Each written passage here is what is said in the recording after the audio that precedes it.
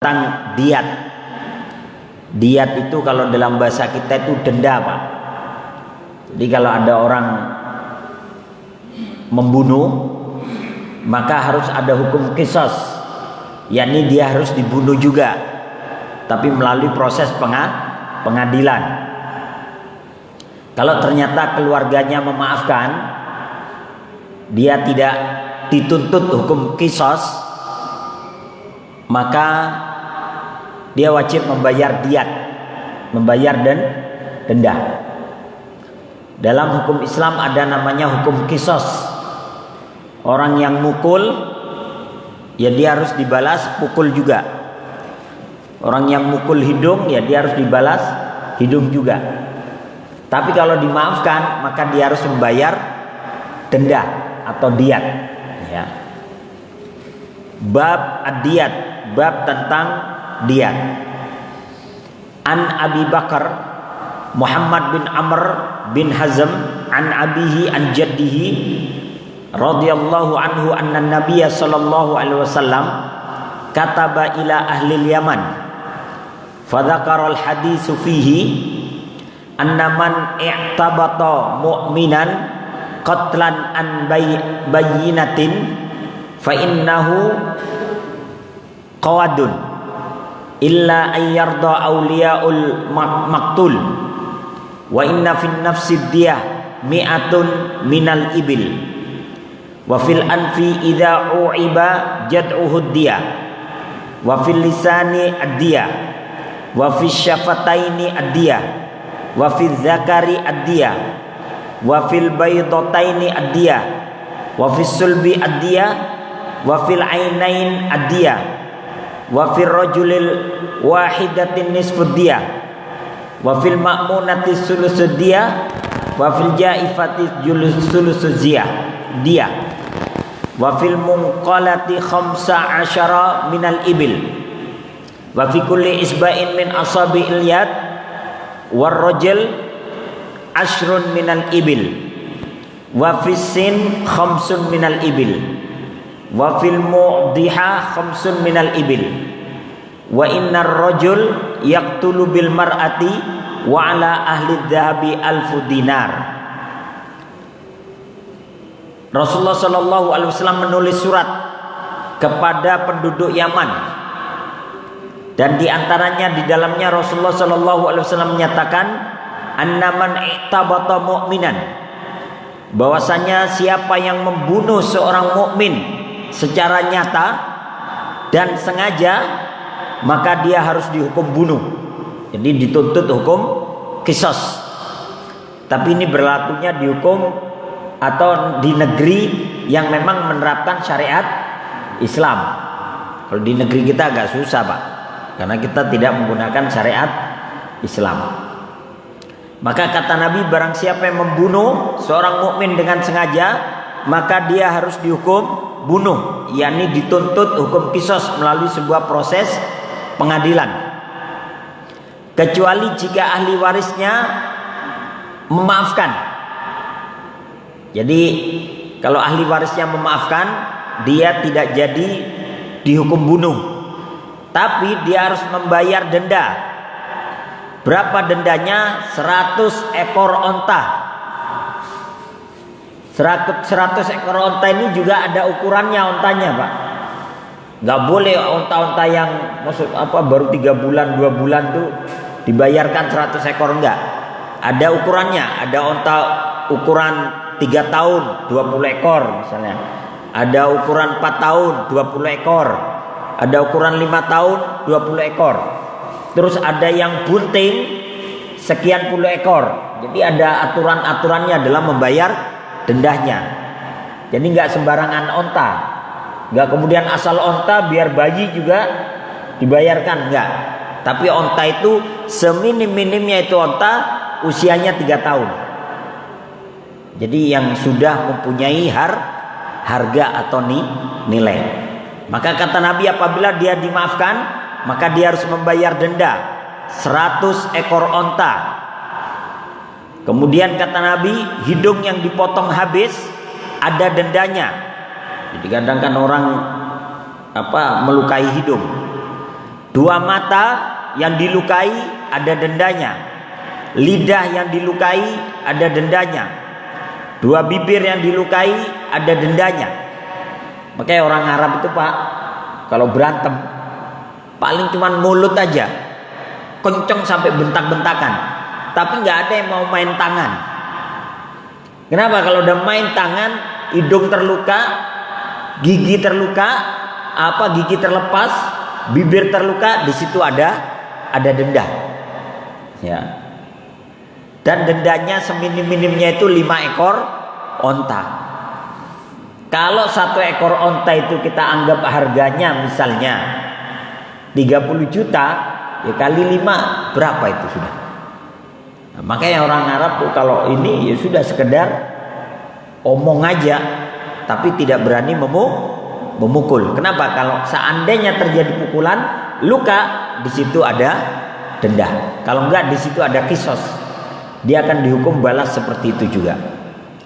Makanya dalam pepatah Arab dikatakan kama tadinu tudan wal jazaa'u min jinsil amal. Sebagaimana engkau memperlakukan orang lain, seperti itu pula engkau akan diperlakukan. Wal jazaa'u min jinsil amal, dan balasan itu akan setimpal dengan perbuatannya. Maka kata Nabi, bibir yang dilukai di situ ada denda. Kemaluan yang dilukai di situ ada denda. Dua telur yang di bawah kalau dilukai di situ ada denda. Tulang belakang yang dilukai atau yang disakiti di situ ada denda. Kaki sebelah dendanya adalah setengah. Jadi kalau kaki sebelah terpotong dendanya setengah, dan menyebabkan cacat dendanya setengah, yakni setengah dari 100, berarti 50 ekor onta. Kemudian ubun-ubun yang dilukai maka dendanya sepertiga dari 100 ekor onta berapa? 33 ekor onta. Kemudian luka yang mendalam dendanya adalah sepertiga dari 100, berarti sekitar 33 ekor onta. Pukulan yang menggeser tulang dendanya 15 ekor onta. Jadi kalau kita mukul orang sampai bergeser tulangnya, maka harus ada kisos, hukum balas. Kalau misalnya ternyata dimaafkan, dia harus membayar denda 15 ekor onta. Jadi betapa mahalnya nyawa dan harga tubuh seorang mukmin. Ya. Tapi ini di negeri yang memang menerapkan syariat Islam. Ya. Kalau di negeri yang ini ya nyawa itu sepertinya murah gitu Pak ya. Sepertinya murah banget. Tapi tetap di hadapan Allah nanti ada kisos itu. Ya, di hadapan Allah ada kisos. Sesungguhnya yang pertama kali akan diperkarakan nanti pada hari kiamat antara manusia adalah dalam masalah pertumpahan darah. Ya, dalam masalah pertumpahan darah. Nah ini. Kemudian kata Nabi, setiap jari-jari tangan dan jari-jari kaki dendanya adalah 10 ekor onta. Jadi kalau jari tangan ini dipatahin, ya, maka kalau kita nuntut kisos, dia harus dipatahin juga. Tapi kalau dia memaafkan, artinya dia tidak menuntut kisos dipatahin juga, maka dia harus membayar denda 10 ekor onta, jari tangan dan jari kaki. Kemudian gigi dendanya 5 ekor onta. Jadi kalau kita mukul orang kemudian giginya rontok 1, dia harus membayar denda 5 ekor onta. Kita boro-boro 5 ekor onta, kambing 1 aja karena nggak punya Pak. Ya. Artinya Pak, dengan adanya hukum seperti ini, supaya kita itu tidak mudah melukai seseorang. Ya, supaya kita tidak mudah melukai dan membuat orang lain cacat atau terbunuh. Kemudian gigi dendanya 5 ekor onta. luka yang hingga tulangnya tampak, jadi kita buat luka kemudian tulangnya kelihatan, dendanya 5 ekor onta. Ya. Laki-laki yang dibunuh karena membunuh seorang perempuan, di situ juga ada denda. Ya. Kemudian bagi orang yang biasa menggunakan emas, dapat membayar dendanya itu 1000 dinar. Ya.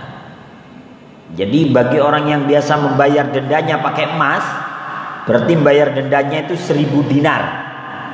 Jadi kalau pakai onta, 100 ekor onta, 50 ekor onta, 10 ekor onta, 15 ekor onta, atau 5 ekor onta.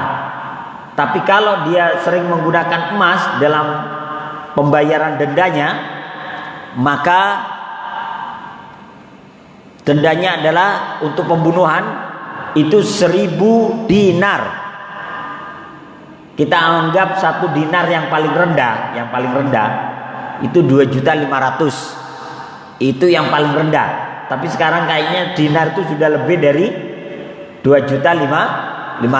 Tinggal dikalikan 1000. Miliaran Pak, hampir 3 miliar.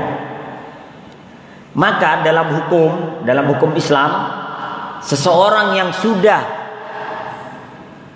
dihukum dengan salah satunya, apakah dia dikisos atau denda? Kalau dia dikisos, dia tidak boleh didenda. Kalau dia sudah didenda, maka dia tidak boleh lagi dihukum dengan hukum yang lain. Ini kadang yang terjadi di sebuah negeri antah berantah, orang sudah bayar denda, masih dipenjara juga. Itu nggak boleh dalam Islam. Ya, harus salah satu dipilih. Didenda, kalau sudah bayar denda udah selesai hukumannya. Atau kalau nggak bisa bayar denda, ya dipenjara. Atau ditegakkan hukum yang lain sesuai dengan yang telah ditentukan. Tidak bisa seseorang itu dihukum kemudian dua kali dalam satu perkara yang sama. Suruh bayar denda juga, dipenjara juga. Ini nggak benar. Itu politik kalau udah itu. Tapi bukan di sini, ya Pak ya.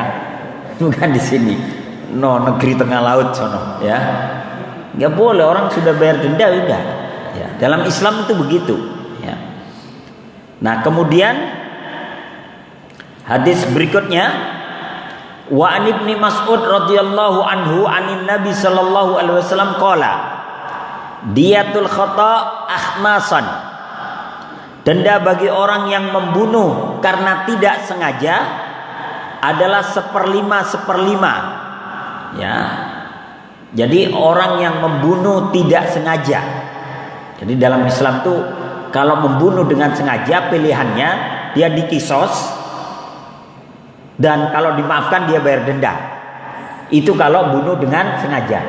Tapi kalau bunuhnya nggak sengaja, misalnya kita mau nembak burung misalnya, gua taunya ada orang lagi nebang pohon, kena lah peluru kita, mati dia. Kita nggak niat bunuh dia, maka satu aja hukumannya, denda. Dia tidak bisa dituntut kisos. Ya, dia hanya denda. Kalau misalnya kita bunuh orang tanpa sengaja, kita misalnya kita mau main ketepil gitu ya, mau nepel apa misalnya tupai misalnya, mau kita tepel kena orang misalnya, terus orangnya mati, kita nggak bisa dituntut hukum kisos, nggak bisa, karena kita nggak sengaja, tidak sengaja untuk membunuh orang, tapi kita tetap didenda. Dendanya berapa? 100 ekor onta. Dan dari 100 ekor onta itu dibagi 5. 20 ekor, 20 ekor. Apa ketentuannya kata Nabi? Diyatul khata akhmasan. Orang denda orang yang membunuh tanpa sengaja itu adalah akhmasan, 1/5, yakni 20 ekor onta, 20 ekor onta sehingga menjadi 100. Yang pertama isyruna hiqqah. Yang harus dia bayarkan adalah 20 ekor onta yang usianya masuk tahun keempat, hiqqah. Jadi kalau dalam bahasa Arab, onta umur 3 tahun itu namanya beda Pak. Onta umur 4 tahun namanya beda. Onta umur 5 tahun namanya beda juga. Kalau kita kan onta mau tua mau kecil tetap onta gitu kan namanya. Tapi dalam bahasa Arab beda, korma aja beda-beda.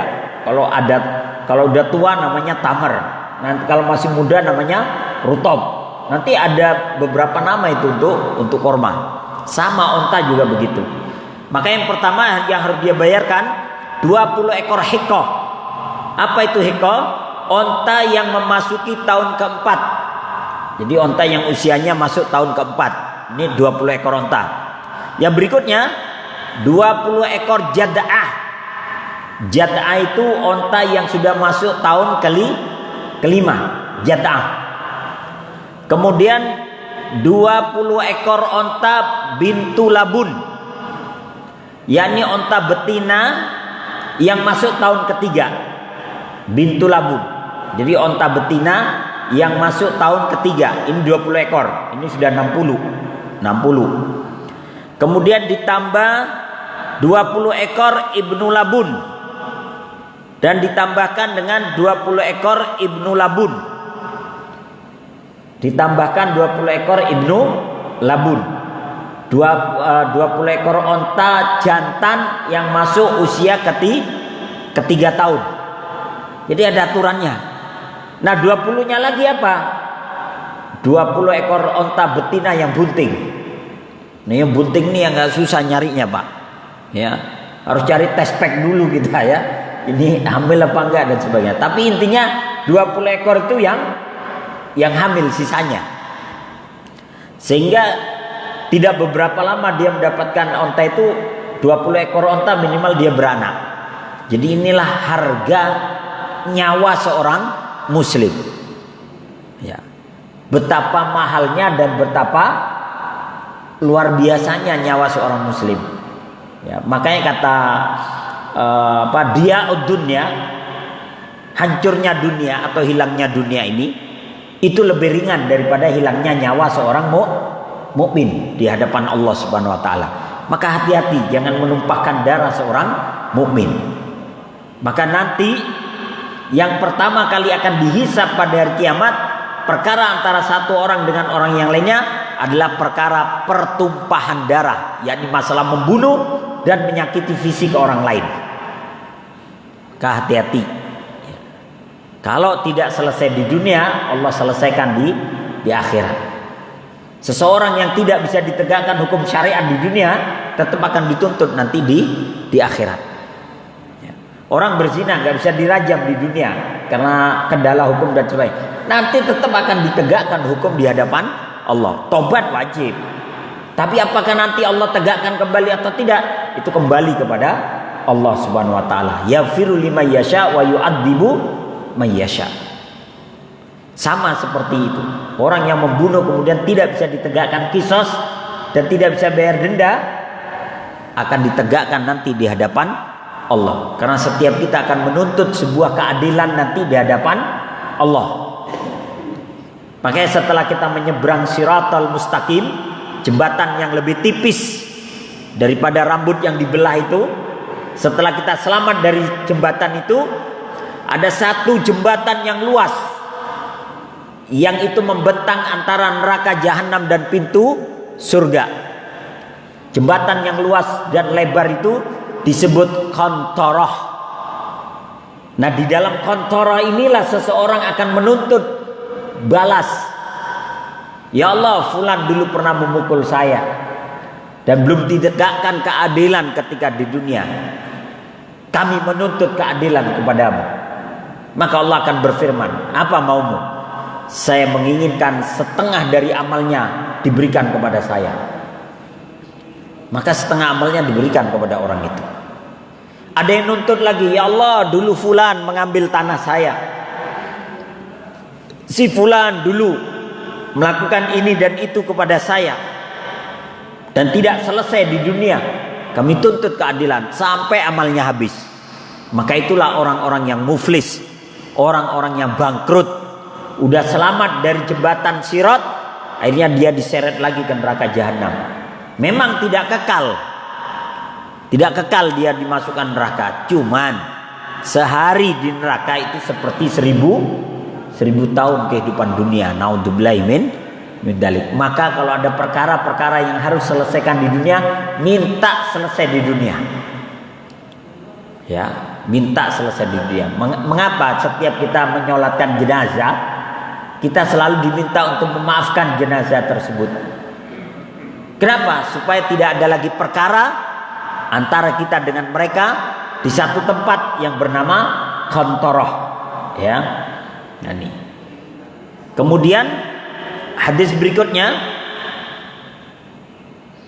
ad-diyatu salasuna hiqah wa salasuna jad'a wa arba'una khaliqa fi butuniha auladuha.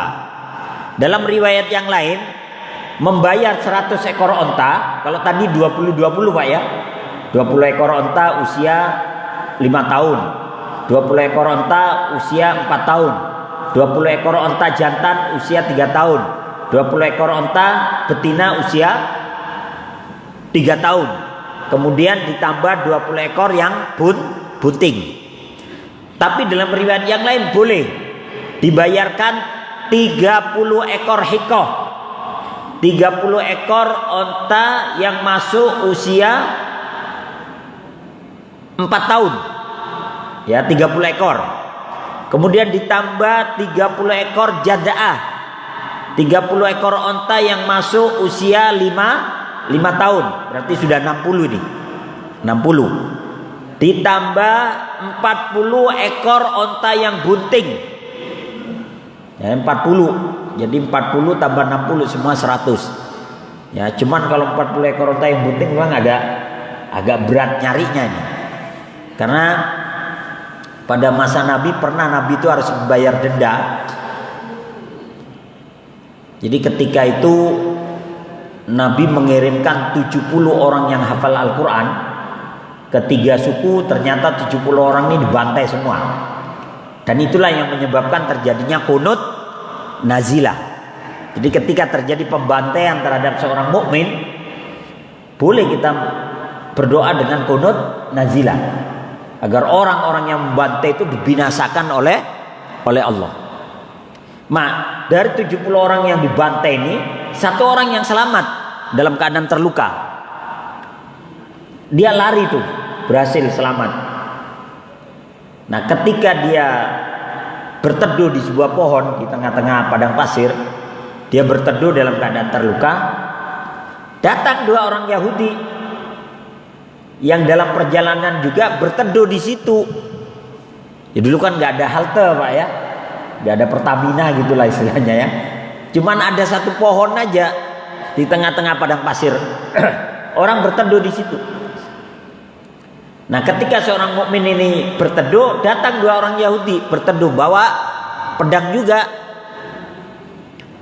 Nah, yang mukmin ini bilang, jangan-jangan ini musuh. Ya, jangan-jangan ini adalah musuh, nanti dia akan membunuh saya. Akhirnya apa? Sebelum dia didului, mukmin yang tadi ini mendahului, diambil pedangnya, ditusuk dua-duanya. Setelah ditusuk, mati, ditinggal. Dia datang kepada Rasulullah, kembali ke Madinah dan berhasil. Dia ngomong, ya Rasulullah, ketika aku beristirahat di sebuah pohon, datang 2 orang Yahudi. Aku nggak tahu dari mana mereka, tapi aku merasa mereka adalah musuh, sehingga aku langsung menikam mereka. Saya rebut pedangnya, saya tusuk. Jadi kalau secara logika, orang yang rebut senjatanya, yang mati yang direbut Pak, bukan yang rebut senjata terus yang rebut mati gitu ya. Itu logikanya nggak masuk gitu. Nah, ini orang mukmin ini, dia rebut senjatanya, ditusukkan kepada orang Yahudi yang punya senjata, matilah. Akhirnya kata Nabi, coba periksa siapa yang terbunuh itu. Sahabat dikirim oleh Nabi untuk meneliti siapa yang terbunuh. Ternyata 2 orang yang terbunuh itu, 2 orang Yahudi, adalah 2 orang Yahudi yang punya perjanjian damai dengan Rasulullah. Punya perjanjian damai. Maka kata Nabi, wah kamu salah bunuh, kata Nabi. Dia bukan musuh. Dia adalah orang Yahudi yang punya perjanjian damai dengan kita. Terus gimana ya Rasulullah? Kita bayar denda kepada mereka. Karena ini pembunuhan yang tidak sengaja. Ya kamu dalam kondisi dikejar-kejar, kemudian datang orang Yahudi bawa pedang, ya mungkin pikiran kamu takut dibunuh juga. Nah, masuklah ini kategori pembunuhan tidak sengaja. Lalu apa yang dilakukan oleh Nabi? Nabi membayar denda. Nabi kumpulkan para sahabat, kumpulkan 100 ekor onta. Kumpulkan 100 ekor onta. Maka Nabi mengumpulkan 100 ekor onta dan bekerja sama dengan suku Yahudi yang tadi, yang di dalamnya ada orang terbunuh tadi, dan Nabi membayarkan dendanya. Nah, kalau non muslim dendanya itu 50 ekor onta, Pak. Kalau muslim ketemu muslim dendanya 100 ekor onta. Tapi kalau kepada non muslim dendanya adalah setengahnya, yakni 50 ekor onta. Maka Nabi membayarkan kepada masing-masing 50, kepada keluarga ini 50. Itulah tanggung jawab Nabi. Ya. Seandainya mau lari dari tanggung jawab bisa aja. Tapi inilah tanggung jawab. Bahwa engkau telah melakukan pembunuhan dengan tidak sengaja, di situ harus ada denda. Kemudian berikutnya, wa an ibni Umar radhiyallahu anhuma anin Nabi sallallahu alaihi wasallam qala inna a'tan nasi 'ala Allah salasah man qatala fi haram Allah au qatala ghaira qatilih au qatala lidukhlil jahiliyah. Kata Nabi sallallahu alaihi wasallam, sesungguhnya orang yang paling durhaka kepada Allah itu ada 3 orang. Jadi orang yang paling durhaka kepada Allah itu ada 3 orang. Yang pertama, orang yang membunuh di tanah haram. Jadi kita tidak boleh membunuh orang di Mekah dan di Madinah. Di situ ada tanah haram. Jadi Mekah Madinah itu ada wilayah yang kemudian disebut tanah haram, di mana orang-orang kafir tidak boleh masuk di situ, kecuali dalam kondisi darurat. Mungkin dia arsitek atau dia punya keilmuan yang memang bisa dimanfaatkan. Seperti pada zaman Khalifah Umar bin Khattab, Abu Lu'lu itu bisa masuk ke dalam Madinah. Kenapa? Karena Abu Lu'lu itu ilmuwan, dia bisa membuat alat-alat yang modern yang bisa memudahkan kaum muslimin. Maka dengan izin Umar dan permintaan dari Al-Mughirah bin Syu'bah selaku penanggung jawabnya, maka dia boleh tinggal di Madinah. Memang sih dia bikin alat-alat yang canggih, tapi belakangan akhirnya dia menikam Umar bin Khattab.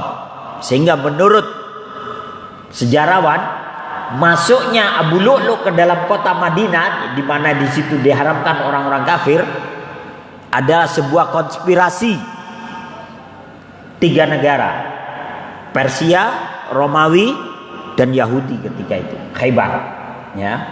Nah, sehingga terjadilah penikaman terhadap Umar bin Khattab. Maka sejak itu tidak ada lagi orang kafir yang masuk ke dalam tanah haram. Maka membunuh di tanah haram, ya, itu adalah dosa besar di hadapan Allah. Sesungguhnya orang yang paling durhaka ada 3.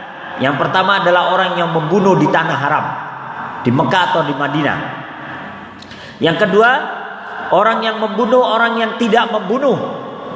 Membunuh orang yang tidak membunuh, salah tangkap atau salah hukuman. Yang bunuh A, yang ditangkap B, yang B dihukum. Itu a'tanas kata Nabi, orang yang paling durhaka. Maka dalam masalah kisos dan masalah pidana ini kita harus hati-hati. Jangan sampai kita salah tangkap orang. Jangan, udahlah yang penting ada yang ditangkap. Jangan. Harus benar-benar pelakunya. Bukan rekayasa gitu. Udahlah yang kelihatan, yang penting kelihatan di publik ada yang ditangkap gitu. Enggak. Harus benar-benar pelakunya. Nah, kemudian yang berikutnya, jadi yang kedua adalah orang yang membunuh orang yang tidak membunuh. Dan orang yang membunuh karena balas dendam jahiliyah. Yang ketiga, orang yang durhaka kepada Allah adalah orang yang membunuh karena dendam jahiliyah. Dendam jahiliyah itu misalnya begini. Ketika dia masih kafir, mungkin dia ikut perang dengan kaum muslimin, ya, sehingga kemudian bapaknya terbunuh misalnya. Terus dia masuk Islam. Terus dia dendam kepada orang yang tadi bunuh bapaknya, walaupun sama-sama muslim. Terus dibunuh. Nah, itu yang atanas, seperti yang dilakukan oleh Hindun ketika bapaknya perang tanding, ketika Utbah bin Rabi'ah, bapaknya Hindun, perang tanding dengan Hamzah, kemudian terbunuh. Hindun tuh dendam jahiliyah. Kenapa? Bapak saya dibunuh sama Hamzah. Makanya dia sewa pembunuh bayaran untuk membunuh Hamzah. Wahsy itu, dia tombak Hamzah sehingga mati. Kemudian di hatinya itu dikunyah oleh Hindun. Ini adalah dendam jahiliyah. Jadi kita dilarang melakukan dendam jahiliyah. Kalau ada orang melakukan kejahatan kepada kita, boleh balas tapi sesuai aturan. Gak boleh kemudian dendam jahiliyah, melakukan pembalasan brutal, pembalasan tanpa prosedur, itu yang gak boleh. Tapi harus melalui prosedur. Mungkin ada hukum kisos, mungkin ada hukum ini denda dan sebagainya. Nah ini. Nah kemudian, jadi itulah 3 orang yang dianggap durhaka kepada Allah, membunuh di tanah haram, membunuh orang yang tidak membunuh, yakni salah hukuman, dan orang yang membunuh karena balas dendam jahiliyah. Berikutnya wa an Abdullah bin Amr bin As radhiyallahu anhuma anna Rasulullah sallallahu alaihi wasallam qala ala inna diyatal khata shibhil amad makana bisawati wal asa mi'atan minal ibil minha arba'una fi butuniha auladuha. Kata Nabi sallallahu alaihi wasallam, ketahuilah bahwa denda pembunuhan karena tidak sengaja tapi seperti disengaja. Jadi pembunuhan tidak sengaja tapi seperti disengaja. Nah ini Pak, jadi ada pembunuhan tidak sengaja tapi seperti disengaja. Maka dendanya 100 ekor onta. Salah satunya adalah 40 ekor onta yang bunting. Sisanya usia 5 tahun atau usia 4 tahun. Seperti apa membunuh tidak sengaja tapi seperti disengaja? Contoh, seseorang mukul dengan rotan. Rotan itu kan bukan alat membunuh Pak ya. Rotan itu bukan alat membunuh, kecuali tembak atau pedang atau pisau. Rotan kita tahu rotan. Itu bukan alat untuk membunuh, alat untuk memukul aja, cambuk. Kita pukul orang pakai rotan, kamu itu ternyata mati. Nah inilah yang disebut pembunuhan tidak sengaja tapi seperti disengaja. Dia tidak bisa dituntut hukum kisos. Kenapa? Karena dia tidak niat membunuh. Kalau dia niat bunuh, dia pakai pedang, pisau, atau sesuatu yang memang bisa membunuh. Dia pakai rotan kok. Atau pakai lidi misalnya. Dia bawa lidi. Lidi kan bukan alat bunuh. Kemudian dia pukul pakai lidi, mati misalnya. Ya namanya ajal kan kita nggak tahu. Maka itu dianggap pembunuhan tidak sengaja tapi seperti disengaja. Karena dia menggunakan alat. Walaupun alat itu bukan alat untuk membunuh. Misalnya nih, guru. Dulu kan guru papan tulisnya pakai kapur Pak ya. Kan itunya kotak itu apa? Penghapusnya itu. Ada murid nakal misalnya. Dia lempar pakai penghapus. Penghapus kan bukan alat bunuh. Dilempar, rodak mati misalnya. Itu namanya pembunuhan tidak sengaja tapi seperti disengaja karena menggunakan alat. Maka dendanya adalah 100 ekor onta, dan di antara 100 ekor onta itu 40 ekor onta bunting. Ya, 40 ekor onta yang bunting.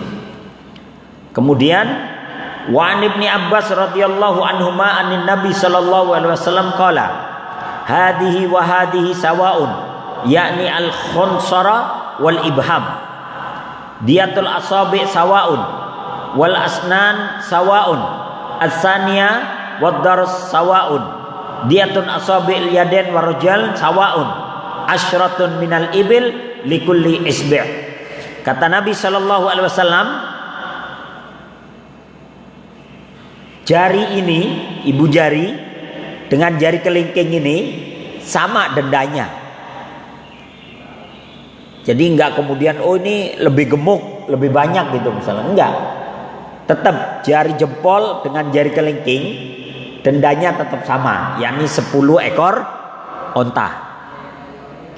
Enggak kemudian dibedain, oh ini karena kecil ontanya 5. Ini agak gedean di tengah, ontanya 10. Oh ini ibu jari nih. Ini kayaknya 12 misalnya. Enggak. Semuanya sama ini, 10 ekor onta, baik jempol ataupun kelingking. Kemudian kata Nabi, denda jari sama. Jadi denda jari semua sama. Dan denda gigi itu sama, baik gigi depan maupun gigi geraham. Kalau yang rompal gigi depan 5 ekor onta. Yang geraham pun rompal karena dipukul misalnya rompal lepas, itu juga dendanya 5 ekor onta. Ya, denda jari tangan sama dengan denda jari kaki, yakni 10 ekor onta untuk setiap jarinya. Jadi Pak, kalau kita paham tentang diat ini atau kisos, kita akan berhati-hati ketika kita hendak melukai orang lain. Cuman yang jadi masalah, kenapa di kita ini mudah sekali melukai orang lain? Ya karena kita tidak menerapkan syariat Islam tadi. Coba kita lihat di jalanan, orang gara-gara salep-salepan motor aja, muang gitu, ketemu di lampu merah, pukul-pukulan pakai helm Pak, sampai bonyok gak karu-karuan. Ya. Tapi kalau kita tahu tentang ini, kita berhati-hati mau melukai orang lain. Ya. Orang pukul pakai helm kan nyonyor juga mukanya. Nah itu kalau denda diterapkan habis banyak gitu. Ya. Tapi ketika kita paham tentang ini, maka kita akan berhati-hati. Ya. Artinya apa? Nyawa seorang muslim, tubuh seorang muslim, di situ ada nilai di hadapan Allah Subhanahu wa taala dan di hadapan hukum Islam. Ya. Baik, sampai di situ. Kalau ada pertanyaan, monggo dipersilahkan. Monggo Bapak. Iya.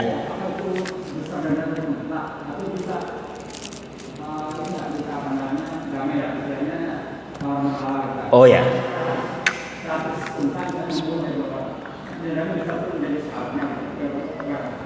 Ya. Denda itu 100 ekor onta. Bisa enggak? Sesuai dengan kemampuan gitu. Tawar menawar tuh, karena memang udah enggak mampu lagi. Maka dalam hukum Islam dia harus bayar 100 ekor onta. Dia harus bekerja sama dengan keluarganya. Kalau keluarganya masih belum mampu, dia harus bekerja sama dengan sukunya yang satu kampung dengan dia untuk memudahkan dia membayar denda. Misalnya kayak saya harus bayar denda 100 ekor onta. Udah dengan keluarga besar ngumpulin, ternyata baru dapat 50 ekor onta. Masih kurang. Saya harus ke kampung saya, minta tolong kepada orang-orang kampung, tolong bantu saya untuk bisa bayar denda. Ternyata cuman bisa mengumpulkan 75 ekor onta aja, udah mentok. Ya udah, itu yang dibayarkan.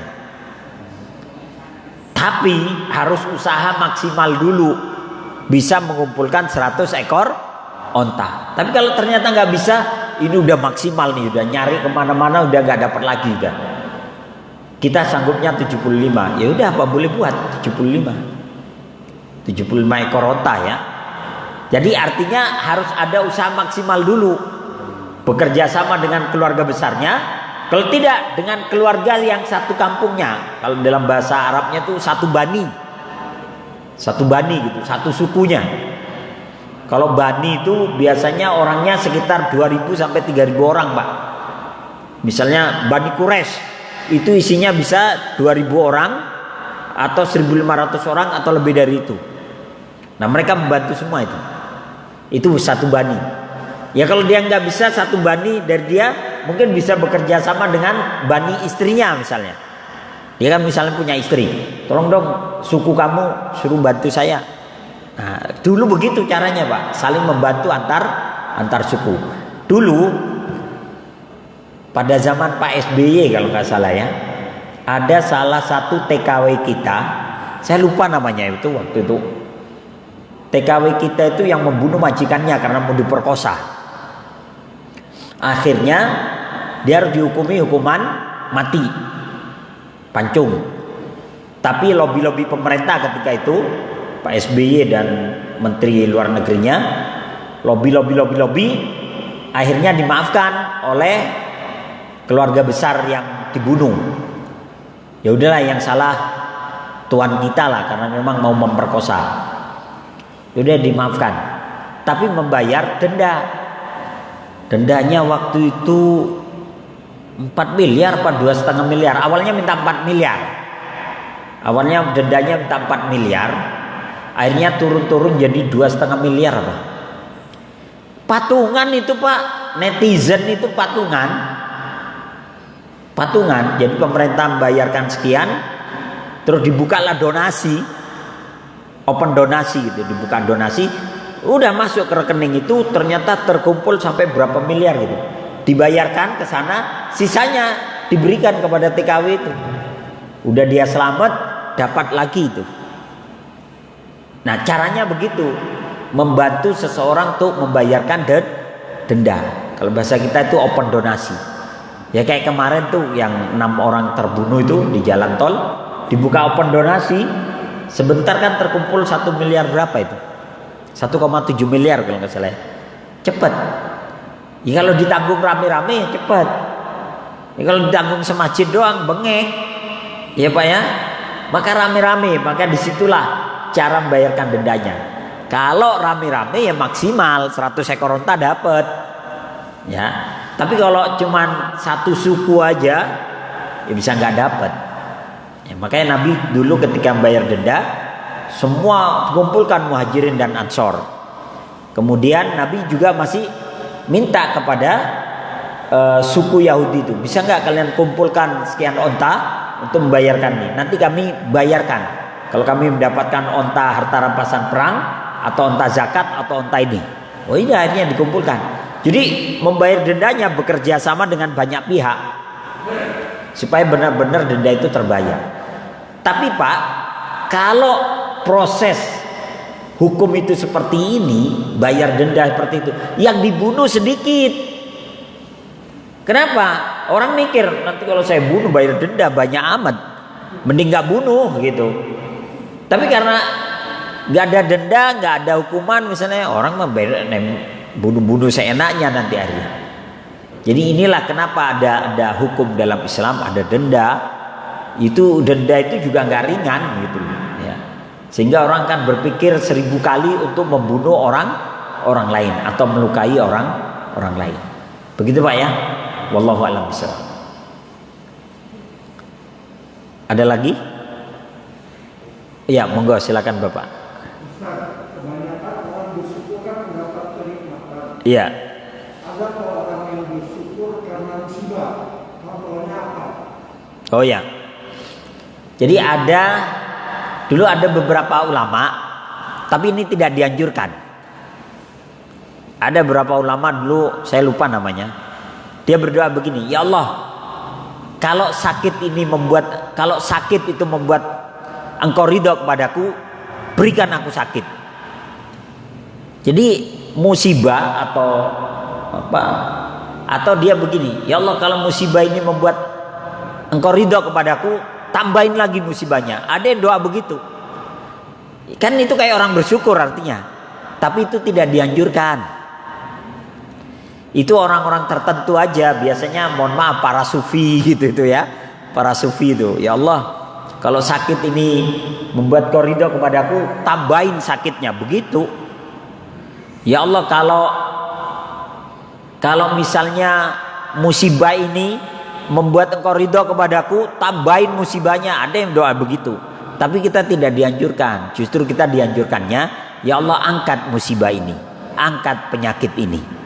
Ya Allah, sembuhkan aku. Ya Allah, selamatkan aku dari berbagai macam bala. Itu yang dianjurkan. Tapi kondisi apapun tetap kita syukuri. Maksudnya syukuri begini, Nabi mengajarkan kalimat, kalau kita mendapatkan nikmat yang sesuai selera kita, Kita berdoanya begini, alhamdulillah bi ni'matihi tatimmus sholihat. Alhamdulillah, segala puji bagi Allah yang dengan nikmatnya ini yang sampai kepadaku ini sempurnalah segala kebaikan. Tatimmus sholihat, sempurnalah semua kebaikan. Bapak udah punya istri soleha, anak soleh semua, rumah gede dan sebagainya, ditambahi oleh Allah dikasih mobil misalnya. Ya Bapak boleh berdoa, Allah alhamdulillah bi ni'matihi tatimmus sholihat. Ya Allah, segala puji bagimu yang dengan nikmat ini makin sempurnalah kebaikan. Itu kalau dapat nikmat baik. Kalau nikmat yang tidak sesuai selera kita atau di luar dugaan kita, maka kita boleh berdoa, alhamdulillah ala kulli halin. Alhamdulillah ala kulli halin. Segala puji bagi Allah dalam semua kondisi. Maksudnya kondisinya sekarang ini lagi gak sesuai selera gitu. Kita dapat musibah, kita dapat ujian, kita dapat takdir yang buruk misalnya ya. Ya sudah, alhamdulillah ala kulli halin. Segala puji bagi Allah dalam segala kondisi.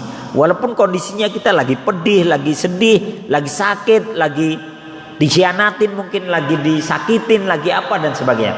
Tapi kita berdoa, alhamdulillah ala kulli halin. Segala puji bagi Allah dalam setiap kondisi. Tapi tetap kita harus doa, ya Allah berikan kami jalan keluar dari setiap musibah kami. Makanya ada sebuah doa yang diajarkan oleh Nabi, dan itu biasanya Imam Syafi'i berdoanya ketika duduk di antara dua khutbah. Duduk di antara dua khutbah. Allahumma inni a'udzubika min juhdil bala. Min juhdil bala wa min darkis saqa wa min su'il qada wa min syamatatil a'da. Ya Allah, aku berlindung kepadamu min juhdil bala. Musibah yang wah luar biasa lah. Aku berlindung kepadamu dari musibah yang luar biasa. Min juhdil bala wa min darkis saqa, dan aku berlindung kepadamu dari kegelapan kesengsaraan. Jadi kesengsaraan yang gelap ya. Wa min su'il qada, dan aku berlindung kepadamu dari takdir yang buruk. Wa min su'il qada, takdir yang buruk. Wa min syamatatil a'da, dan kami berlindung kepadamu dari umpatan atau cacian atau makian dari musuh. Kan kadang kalau kita lagi jatuh, musuh seneng tuh Pak, rasain lu ya. Musuh itu suka begitu, lihat kita jatuh, lihat kita sengsara, enak lu. Itu yang Rasulullah mengajarkan kita untuk berlindung dari hal itu, supaya musuh tidak bahagia melihat kesengsaraan kita. Begitu Pak ya. Wallahu a'lam bishawab. Baik, saya rasa cukup ya, udah masuk waktu syuruk Pak ya. Baik, mudah-mudahan dimanfaat. Mari kita tutup dengan hamdalah dan doa kafaratul majlis. Alhamdulillahirabbil alamin. Subhanakallahumma wa bihamdika asyhadu an la ilaha illa anta astaghfiruka wa atubu ilaik. Assalamualaikum warahmatullahi wabarakatuh.